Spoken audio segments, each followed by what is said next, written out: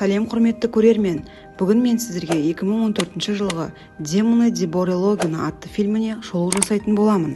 Видео басталмас бұрын мені қолдап жатқан барлық көрерменіме шексіз алғысымды білдіремін.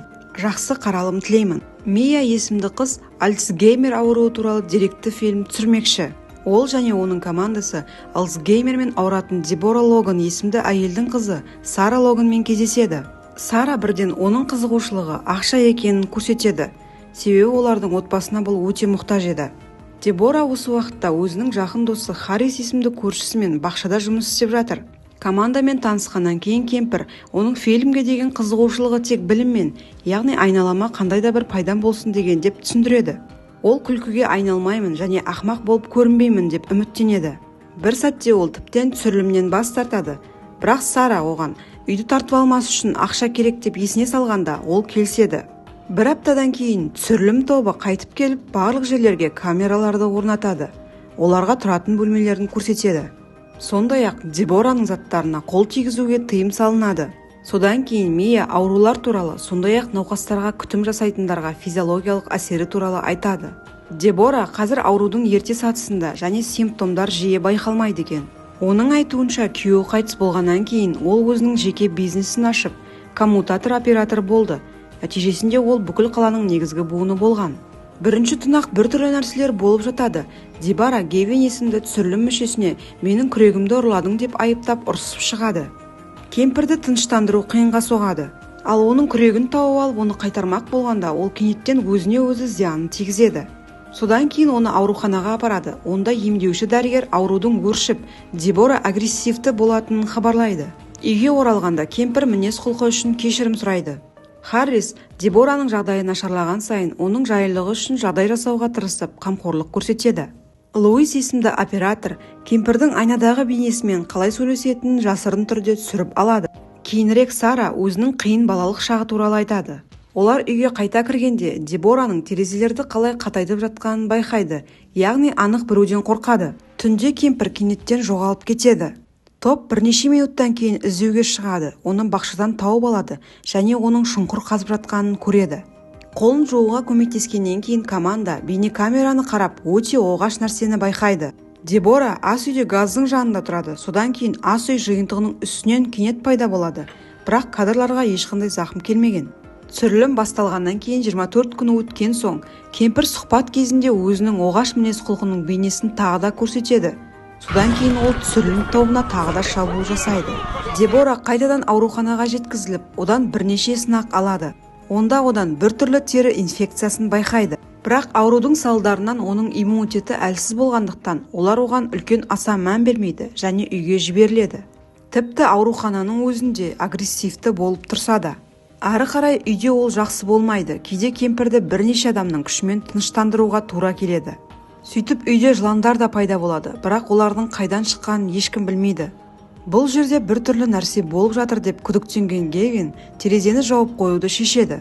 Бөлмелердің бірінде ол қорқынышты суреттер сериясын табады. Бұл суреттер Дебора терезеден сыртқа қараған кезде не көретінін көрсетеді. Ер адам кемпірдің мінез-құлқынан қорқып, оның талап еткен жалақыны көтеруден бас тартады. Ер адам кемпірдің мінез-құлқынан қорқады және оның жалақыны көтер деген талабынан бас тартады. Дебора команданы сақтап түсірілімді жалғастыру үшін келіседі.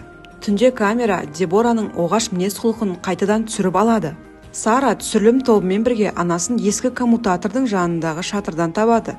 Онда Дебора біреумен байланысуға тырысып жатыр екен. Біраз уақыттан кейін Гевин дыбысты тазартып коммутатордың жазбасын тыңдай алады.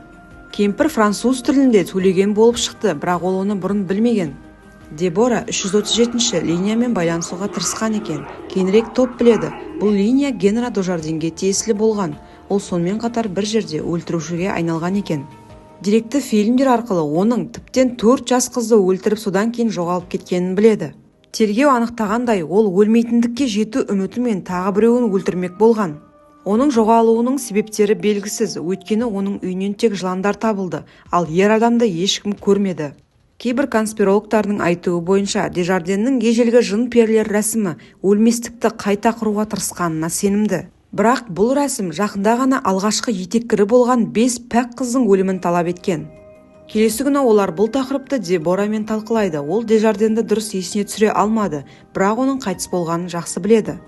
Оның қайтыс болғаны туралы ресми ақпарат болмаса да. Кенеттен кемпір ауырып қалып, қайтадан ауруханаға жеткізіледі.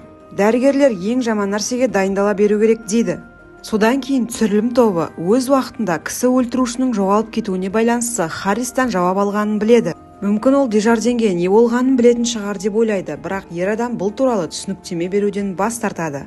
Кейін ол мас күйінде келіп, көлікке мылтық атуды бастағаннан кейін Гевин кетуге бел буып, түсірілімді жалғастырудан бас тартады. Осы уақытта ауруханада Дебораның төсегі бос болып шығады. Қауіпсіздік камераларынан түсірілген кадрларда оның қатерлі ісікке шалдыққан Кара есімді кішкентай қызбен дәліздерді аралап жүргенін көруге болады. Көп ұзамай олар табылып, қызды алып кеткенде Дебора қайтадан агрессивті бола бастайды.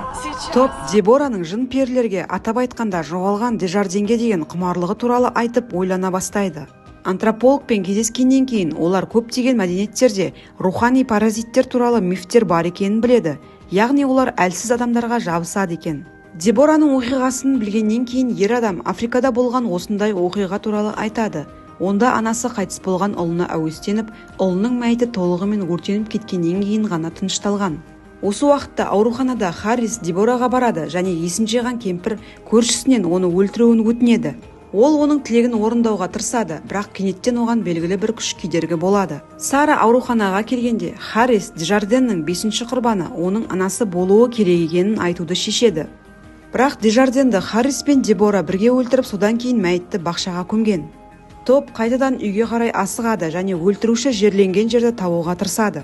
Бірақ қалдықтардың орнына олар Дебораның келген іздерін табады. Демек, кемпір оны қазып алып үйдің бір жеріне жасырған. Олар бірден шатырға барады, онда ішінде адам қалдықтары бар сөмкені табады. Бұл Дежарден деп есептеп, олар оны төмен түсіреді. Дебораны оның ықпалынан босату үмітімен қалдықтарды қайта өртемекші. Содан кейін жыландар оларға кедергі жасай бастайды және басталған істі аяқтауға мүмкіндік бермейді. Қандай да бір күш бұларды үйден қуып жібереді. Ауруханадан қоңырау соғылып, Сараға анасы қайтадан жоғалып кеткені туралы хабарланды. Олар ауруханаға барып, Дебораның қызы тағы да ұрлап қашып кеткенін біледі. Сонымен қатар күзетшіні тістеген, оны қазір жыланның уынан емдеп жатыр екен. Топ Дебораның өз уақытында Дежарде бастаған рәсімді аяқтауға тырысқанын тез түсінеді. Полициямен бірге олар бұрынғы қылмыстардың орнына барады. Және олар тез арада баламен бірге ессіз кемпірді табады. Линда есімді шериф оған кісен салуға баяу тырысады, бірақ Дебора берілмейді және оларға шабуыл жасайды. Луис жараланған офицермен бірге көмекке асығады.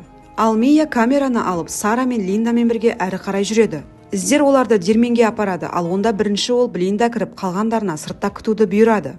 Біраз уақыттан кейін оқтардың даусы естіледі. Сара мен Мия ішке кіргенде олар Линданың өлгенін табады. Олар қорқынышты дыбыстар шығып жатқан жаққа баруды жалғастырады және сайып келгенде Дебора жылан ретінде Караның басын жеуге тырысып жатыр екен. Осы кезде Сара анасының назарын оқты ату арқылы аударып үлгереді және ол қызды жібереді. Содан кейін әйел есін жинап, Дежарденнің ықпалымен күресуге мәжбүр етіп санасына жүгінеді. Дебора сәл тынышталғаннан кейін Мия Дежарденнің қалдықтары салынған сөмкені алып, оны өртеп жібереді. Осыдан кейін кішкене жарылыс болады. Шаң басылған кезде Сара анасының агрессивінің басылғанын байқайды. Содан кейін жаңалықтарда денсаулығының күрт нашарлауына байланысты Дебора Караны ұрлау кезінде жасаған қылмысы үшін сотқа жауапқа тартылмайтынын айтады. Содан кейін кенеттен қатерлі ісіктен толық айыққан қызды көрсетеді. Кара болашаққа үлкен жоспарлары бар екенін айтып, камераға қорқынышты күлімсірейді. Яғни қазір қыздың денесін Дежарденнің басқаратынын түсінеміз. Ол өскенде міндетті түрде рәсімді аяқтауға тырысады, немесе ол қазірдің өзінде аяқталған болуы мүмкін. Ал сіз қалай ойлайсыз? Фильмнің соңы